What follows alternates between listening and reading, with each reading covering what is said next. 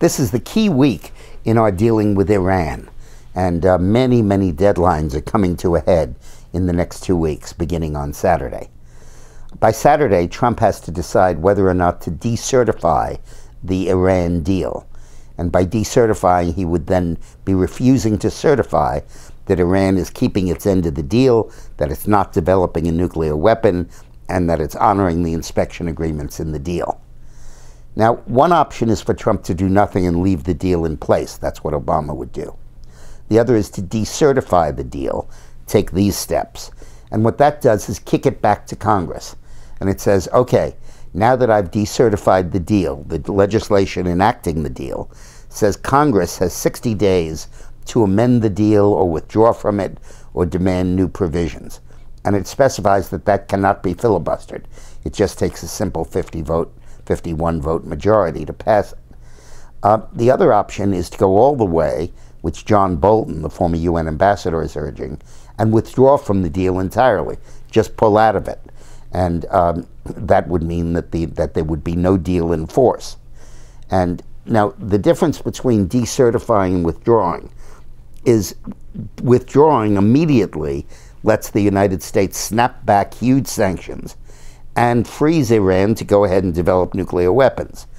But the sanctions that brought it to its knees before can very quickly and very suddenly be reimposed. And our European allies will have to go along with it, even if they don't much want to, because the sanctions include secondary sanctions, which say that any country that does business with Iran and doesn't honor our sanctions loses any access to the United States banking system, which is death. Nobody can do that. So it's in effect the U.S. legislating for the world. Now, either Trump does that immediately by withdrawing, or kicks it back to Congress and gives it 60 days for Congress to withdraw or to act on it. The establishment in the White House, the foreign policy types from the deep state, want Trump to decertify but not to withdraw. They really would like the deal to remain in place, but they'll settle for decertification. The real conservatives are pushing for withdrawal. In either case, we're going to be moving decisively now to eliminating the relief from sanctions that underscores this deal, and hopefully toward a new era in dealing with Iran.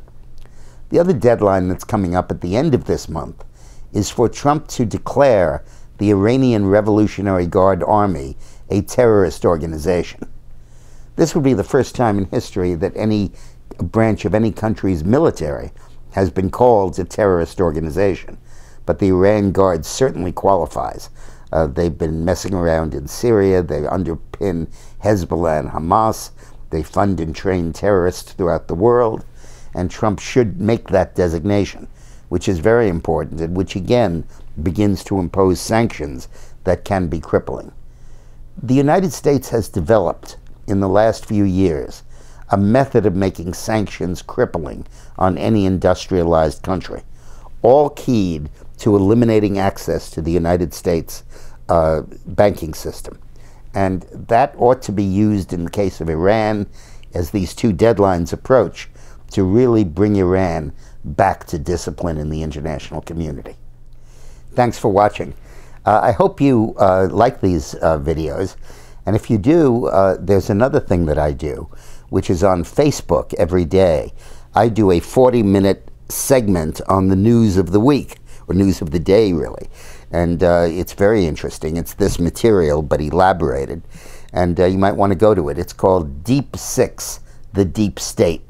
That's deep, the number 6, the deep state. And I post it at 4 o'clock every day, but it remains up forever. So you can certainly watch it in the ensuing 24 hours easily. Just go to facebook.com/deep6, the deep state. Hope you like it.